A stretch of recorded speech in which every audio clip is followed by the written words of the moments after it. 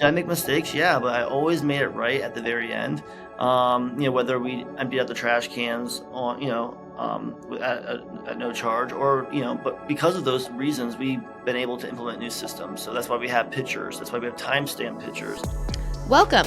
This is the Hot Real Estate Investing Podcast, a podcast dedicated to helping others through real estate investing. Our hosts interview guests from all aspects of real estate investing who generously share valuable experiences and advice. Whether you're starting out or an experienced investor, this is the show for you. Hello, and how's it going? My name is Travis Shelton. Welcome to the Hot Real Estate Investing Podcast, where I interview guests who want to help others who are investing in real estate. We keep these podcasts to about 15 minutes, jam-packed full of value. Thank you so much for tuning in today. Looking forward to a great discussion with our guest today. A guy I met out on the golf course a few months back, but a good buddy and a guy that I consult as a fellow entrepreneur. We go and eat lunch, and he helps me out a ton. And so I know he's going to be able to help a lot of people out today with not only his business, but some of his advice that he's going to be able to share with us. So without further ado, welcome Alex Shapiro, the CEO of CanMonkey. How you doing, man? I'm doing great, man. Thank you so much, Travis.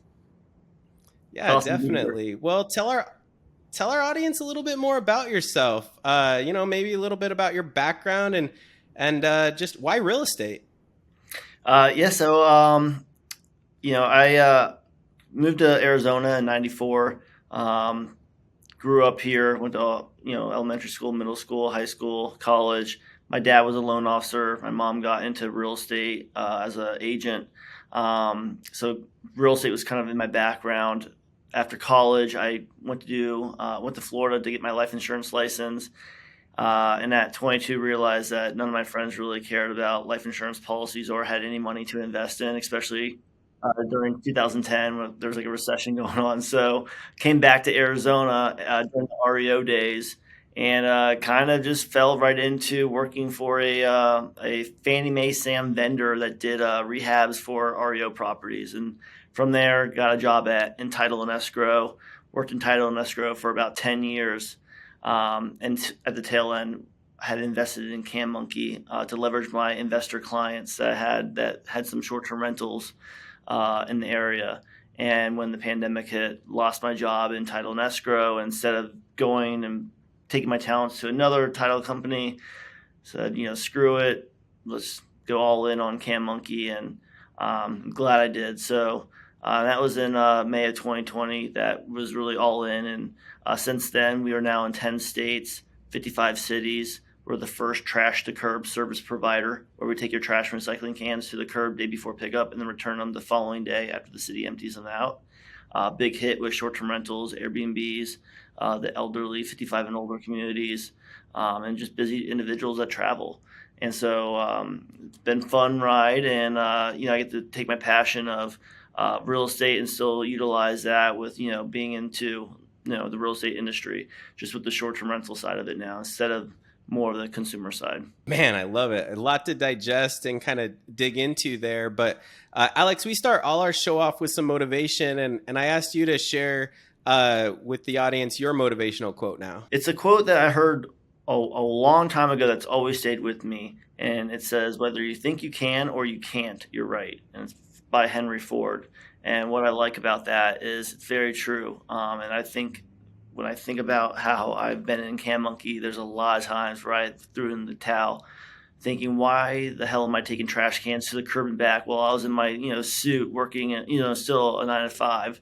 Why am I doing this? I just want to go home. Like, this is stupid. Like, this is not going to, you have your doubt. But in that quote, whether you think you can or you can't, you're right. Because if you think you can't, and whether you think you can, you'll make it work. So that's really stuck with me. And obviously, Henry Ford did great things in his life. So if that's something that he lived by, I could live by that too. Definitely. Super successful guy. And something I think a good quote for every real estate investor out there. It's like you got to have that passion and drive. And if you don't, you're going to fail. And if you think you're going to fail, you're going to fail. But if you think you're going to be successful, you'll figure out a way to be a success. And I love that quote. Love Henry Ford. He's got a lot of good ones out there. But Now let's dive kind of right into the main part of the interview today, and how can you help our audience of real estate investors? But maybe before we get into that, let's start off with how'd you get started with CanMonkey? You informed us a little bit, but tell us a little bit more about that story, and then how you can help our audience of real estate investors. Absolutely. So when I came back from Florida, actually, and I was working as a life insurance agent, I ended up getting a job with a gentleman named Mark, who now is my business partner in CanMonkey. He was an older gentleman. He owned a clothing line company. He owned a company that was a distribution company for a French clothing line, and he was the only distributor in North America. And I was working with him in the back of the warehouse, packing the clothes. And anyways, we stopped working together, but we always stayed in contact over the next 10 years when I got into real estate. So when I was in real estate, he came to me with the CanMonkey idea because he had already started it with someone else. And they took me out to lunch, and they said, "Hey, do you want to invest in our company? It's $35 a month, and we take your cans to the curb and back." And I just laughed at them. I was like, I would never pay someone $35 to take my cans to the curb. It's stupid. I can do it myself, And they're like, "No, come on. So this is the next best thing." I was like, "No, I'm not doing it. That's ridiculous." And I went home that night. My wife said, "Hey, take the cans to the curb." I said, "I will after dinner." I'm in bed that night thinking, "Oh, shoot, I forgot. I'll do it in the morning." Woke up the next morning here in the, dumpster taking that, and I missed it. So it was that drip of, oh my gosh, CanMonkey. And I think the next day I was at lunch with one of my clients who owned a couple dozen real estate properties, and he was converting a couple of his properties from long-term rentals to short-term rentals. And we were at lunch, and his phone was going off, and I was like, "Hey, do you want to reschedule our lunch?" And he's like, No, I'm just dealing with my trash cans." And I was like, "What do you mean your trash cans?" He goes, "My STRs." I was like, "What's STRs?" It's short-term rental. I was like, "What's short-term rental?" He goes, "Airbnb." I was like, "Oh, what's wrong with your trash cans?" Like, I have 15 properties that are short-term rentals, and I got to go to each one, take the trash can to the curb. The other one doesn't have to go that day. It's ridiculous. And one's this way, one's that way. And so I'm like, the light bulb went off again, like, oh, CanMonkey. And I was like, well, hey, if there was a company that could do it for $50 a month, and I was thinking I could make a $15, cut on each property. I'm like, would you pay that for, a service? And he's like, dude, I'd pay $100 a month for this to be done. So that's when the light bulb really went off, and I was like, I got a solution for you. I went back to now Mark, my business partner, and said, hey, I want to invest in CanMonkey, and we're going after STRs. And he said, what's that? I said, short-term rentals. He's like, what's that? I'm like, Airbnbs. So that's kind of how we went now into that realm. But in the beginning, it wasn't that simple because my business partner was really gung-ho on going after the homeowners and subdivisions, which are still a great, market to go after. I just saw in that moment going after the investors, just like I did in title and escrow, that investors, I'd rather work with one person and get 10 deals a month than working with one real estate agent and getting one property a month. So it's kind of the same thing in short-term rentals and homeowners. Yeah, I love that. Had no idea it kind of came from your business partner, and then kind of how it exploded with the short-term rentals. So that's super intriguing. And you kind of hit on it before, but it's not only for short-term rentals either. Like you said, the elderly, especially like in Arizona where we live, and in Sun City West and a lot of these other communities, and then people that just don't want to do it themselves. Like I know myself, I take out the trash for one of my short-term rentals, but it's across the street, and it's a pain in the butt. It's like, I hate doing it. And hate taking my own trash out. So I get it. So where are kind of all those niches for you, in addition to short-term rentals, that you guys help clients with? So visiting angels, which is, hospice care, elderly care, people who, just got maybe a knee replacement surgery, someone that's still young and, able, but just not at the moment. So we partner with companies like that, would be able to give us those connections to people in the healthcare industry. Also busy individuals that travel a lot, guys, people that leave on Tuesday, come back on Friday. That's trash day. And if you're, the man of the family, and, that's your duty as and you're like, you don't want your wife to do it. It's like, here's a solution for you. And at $49 a month, it's kind of, it makes sense for some people. Or if you live in, Camelback Mountain, taking down those, cans. They can get really heavy, so rolling those down your long, driveway, or if you have a long driveway and you don't want to roll your cans back and forth, there's a lot of different scenarios. And, our biggest, hurdle right now as a business is that not enough people know about that we exist. Everyone has or knows about a landscaper, they know about a pool company. Whether they do it themselves or not, they know that it exists and it's out there. And with us, the trash to curb service, we created that category. So there's other people now that are doing it, and then and that's great. I'm glad that they're helping get the name out there, and we found that over time, how to do it at a really good job. We're really persistent and consistent, which has helped us grow to 10 states and over 55 cities now, and doing it all here locally in Tempe, Arizona. Yeah, that's awesome. 10 states, 55 cities. Yeah, I wanted to ask that question. I didn't realize how big you had gotten, but I have seen a ton of expansion recently. And like you said, you have some people that have mimicked you now. So we talked a little bit about this before we hit the record, but I wanted to ask you, what do you do about the haters? Like, I told you, like, my wife said, I told her he solved a problem, and that's what a true great entrepreneur does. And look how big he's grown. 10 states, 55 cities. But what do you say to all those haters out there, those people trying to mimic you or trying to copy you right now? To me, it's a value. It's like, I don't hate. No one's hating on all the cleaners, right? Or the short-term rental cleaners that are asking for more money than they used to because they have to turn these properties now. But for some reason, when I see CanMonkey on social media, it's just hate, man. Yeah. And I think I'm gonna have to start chiming in and saying, "Hey, bro, they offer a good service and maybe have your back," because it's all hate. Why is that, man? What do you have to say about that? At the end of the night, I can put my head down because I know, like what you said earlier, I'm providing a service that is needed, and you can't please everyone. And there's also a saying that when you try to please everyone, you please no one. And I go in with trying to please everyone, but there's some people that you just can't. And so at the end of the day, there's always three sides of the story, but I know from my side, if there's a truth, like, there's just nothing you can do. And then some people that do complain haven't used my service in 2 years. And maybe 2 years ago, we did have some, hiccups because we are a startup. It was myself and my business partner, who was in Canada at the time, going through all this during COVID, creating something that's never been created before.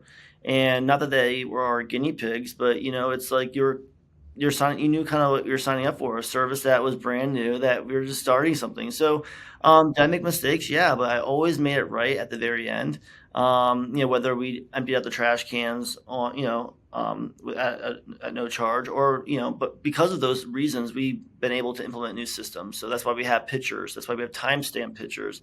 That's why we have technology now that we're creating on our own end that show all that information. And eventually, we're going to be able to provide that to our clients, almost like the Domino's app. So they'll see where we're at and that we've been there. And so a lot of it just wasn't like we didn't have the systems in place to show them that we did complete something. But again, like, their property is a hotel now. CanMonkey can't be blamed for anything that goes on with the trash can. There's been times where we've taken trash cans back empty. The cleaners left that day, filled it up, and we got blamed for not doing it.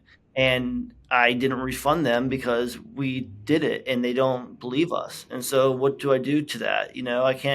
I can't jump in and say, "You're lying. Here's the picture," because I already tried to show them that and they don't want to take it. So, and I mentioned to you earlier, we have over 1,100 individual clients in total, and you probably see it from maybe 6, 7, people, and they're always the same people. And some of those people that complain, 1 or 2 haters out there, and they're still using our service, and they complain. So it's kind of funny on my end, or they'll represent another company. I'll see them, promote another local company, but they still use my service, or they'll promote that they can do.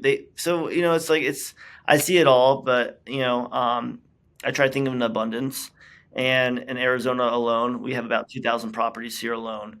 And we're now, like I said, in 9 other states, and we're wanted in many other markets that we haven't expanded yet. So we're building like I said, our software in the back end. We're going to get that all done. We're, looking to be, we're also doing our on-demand junk removal, which is really taken off, where we're also helping excess trash removal. So for example, your city comes on Thursday to empty out the trash can, but your guests, leave on Sunday with new guests arriving on Sunday, and your trash can is full now. You can schedule that with our on-demand junk removal. We can get out there within 24 hours, 36 hours, and remove the trash. So we don't just do the trash to curb. We also provide the on-demand junk removal as well, and can cleaning. So whatever you need for your trash solutions, we're really there for you. Yeah, that's awesome, man. And I think not enough credit probably is given to you for a startup, right? Startup business is extremely difficult. And then when you're really, like you said before, you created your own category. Like it's not like there were 3 or 4 other people to mimic. You've created something, like you said, the dominoes, like trying to figure out like what all the timestamps you've done. Like there's so much that you've taken this very novel concept of just taking a trash can to the curb. And now it's really blown up into all these different processes and strategies to be able to provide investors and just all your customers a better service. And so to me, what I've seen is great growth from your company and yourself and just your business. And, one of the things I like the most about you, Alex, is like, you just do it. I was going to say fucking do it, and I'll say it. It's just like, you just fucking do it. And it's like the advice that you gave me, right? Mm-hmm. Like we sat down, I think at Zips in Scottsdale a couple of months ago, and it was like, dude, you just got to do it. Like stop analysis paralysis, stop, like do it and you're going to figure it out. And it's been so true. And it's like, I think about that so much of how you've helped me, but you just so have that entrepreneurial, like startup business mindset and love it. But for someone listening today that hasn't done anything, maybe hasn't bought an investment property or is starting about that business idea, what advice would you give them to someone starting out or someone new wanting to think about starting a business? What advice would you give that person? Just do something every day, just a little bit of something. And then in the goal and in the way that you want to do. So like, look, if you want to invest in real estate, you want to start wholesaling, start by just getting leads. You don't have to do everything, but start by doing something. Start by getting leads, or figure out what you want to do completely and then reverse engineer it. So if you do want to do wholesaling and you want to do like a couple of deals a month, like how many leads do you need to get? Like start getting all that and then reverse engineer it. Anything that I want to do, I figure out what the end goal looks like that for me and then just reverse it all the way back to the very beginning. And then I just try to do something every day to get to that point. You can't rush it, but you got to get started. And once the ball starts going, you get that momentum. And that's back to what you said, the advice I gave you is you just got to do it. And then once you get into it, like I keep pushing myself. So like once I start the ball rolling, then I'm going to keep it going. So that's the advice I give to myself is I just do something.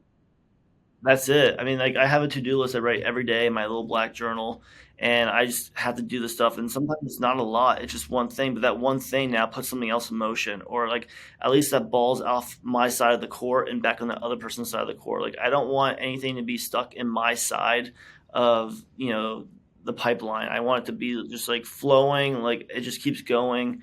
And I'm just trying to get all my things, all my I's dotted, all my T's crossed, and just get going every day. Just try to keep the pace up.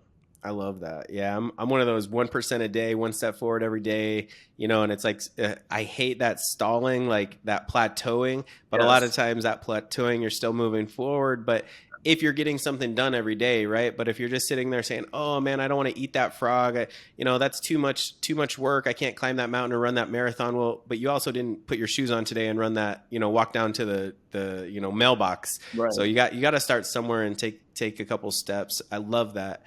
What's the biggest challenge you're facing in your business today, and what are you doing to tackle it? The biggest challenge that we're having right now, honestly, is being a startup. And so people think we're bigger than we actually are. I think that's another reason why the haters actually hated us a lot, because they thought we were like this big conglomerate, and really we just built a brand that looks, bigger than what it actually is. But we're this year we just grew. Like we'll have our first year employee in like next week. So with that being said, like we're now building everything out. We're still growing. So it would be nice to have, couple $1 million in the bank to build out the software the way we exactly want it. Like we know when we have everything built out, how much smoother everything's going to go, and we're still rocking it. We started in Flintstones. We're trying to go to Jetsons, but we're like somewhere in the middle still. And so that's our biggest hurdle is like wanting to go faster. But at the same time, I know that like I'm just enjoying the journey right now, and it's giving us time at the same time to, strategically get these partners on place. And it's always, you just got to trust the process. I hate that saying because it sounds so basic, but it's so true. And it's like, I want to go faster, but then at like the same time, like I know we're going the perfect speed right now because we're not rocking the boat too much. We're not, pushing our people too much. Like we're able to scale. We're trying to see how much we can push our systems and our processes. And, I know that eventually every in a while, you have to change your systems around. Like what worked at 38,000 stops, a month won't work at 45,000 stops a month. And like that one guy can't run, 250 can runners anymore. And that person can't run, 2,000 routes anymore. We need so eventually you're going to have to change your business, and pivot. But like right now it's just getting that systems and, software moving faster, but it's technology, it's kind of out of my hands. Hi, my name is Chris Hallam of Simplicity Lending Group and powered by Nexa Mortgage.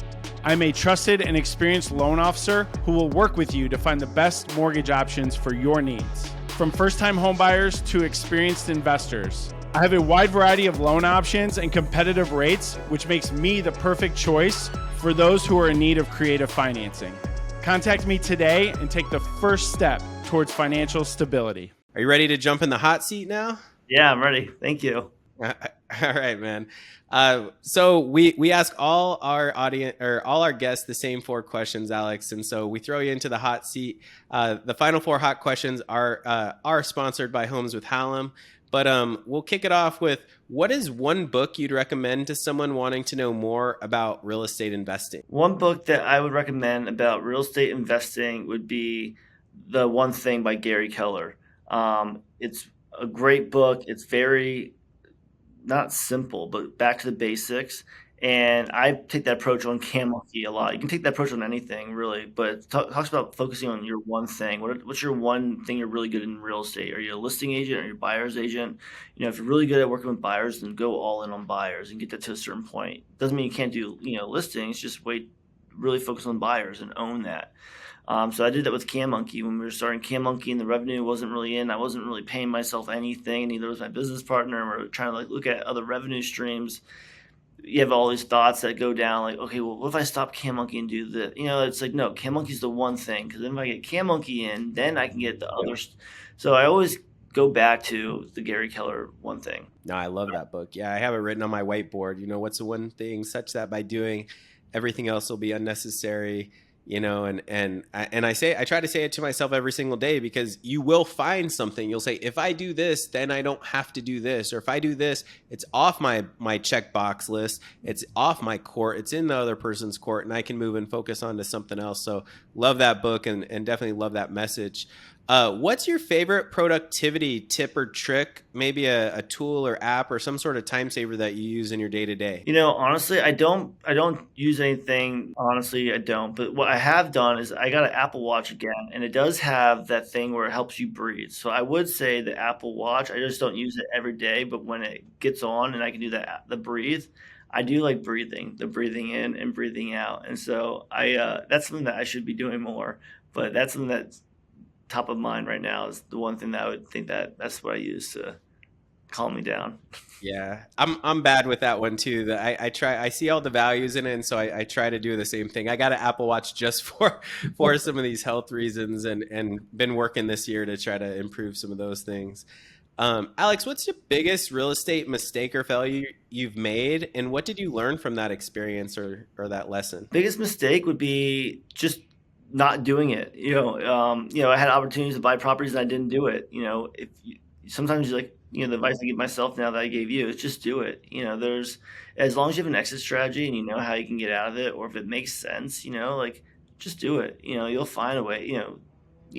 So that's something that I've done in the past where I had opportunities to buy some things and I didn't, thinking whatever, and I always regretted it. Or you laughed at the guy that brought you the idea of CanMonkey, right? 1,000%. Came back. 1,000%. Yeah, I love that story. If you could be remembered for one thing, what would it be? I would like to be remembered for making people feel good. I think about the Maya Angelou quote a lot, where people will forget what you said, they forget what you did, but they'll never forget how you made them feel. And that's something that I remember from my days in like middle school or high school, hearing that quote for the first time. So I want to be known, like I want to leave a legacy of just making people feel good around me. So that's mainly, I try to give people my all. That's why when like I do get the hate on social media, I know that at the end of the day that it's not true, because I would have made it right. So it's like, people are hating, they're jealous, and I guess I'm doing something right. So Yeah, that's usually a telltale sign you're doing the right things. exactly. Well, finally, Alex, hey, where's the best, or how, or where is the best place for our Hot REI community to connect with you? Absolutely. Either on Instagram, Alexander Shapiro, at Alexander Shapiro on Instagram, or just go to CanMonkey.com and just send us a message, and I can get back to you on there. Check out our website. You can see what we actually do, the states that we're in, the markets, and if we're not in those, in your market, reach out to us and we can get it out there within 10 business days. Oh, wow. Amazing. Well, hey, man, just really want to thank you again for your time today, for all your help in my own personal business and all the help that you provided to our audience today. It was a lot of fun, and had some laughs, especially off air for sure. And, if you're looking for a solution for your short-term rentals, maybe if you're grandparents or somebody, or you just travel a lot. I have a lot of medical professionals that, like Alex said, they leave on Tuesday, they come back on Friday. If you're looking for a solution, definitely check out CanMonkey, check out Alex on Instagram. All his information will be in our show notes. Please don't hesitate to reach out to him. And thank you all so much for listening to the Hot Real Estate Investing Podcast. Hope to catch you again soon. Take care. God bless. Thank you for listening to the Hot Real Estate Investing Podcast. Check out our website, hotrei.com, for additional content and resources. And please take a moment to subscribe and leave a review so we can continue to bring even more value to others through real estate investing.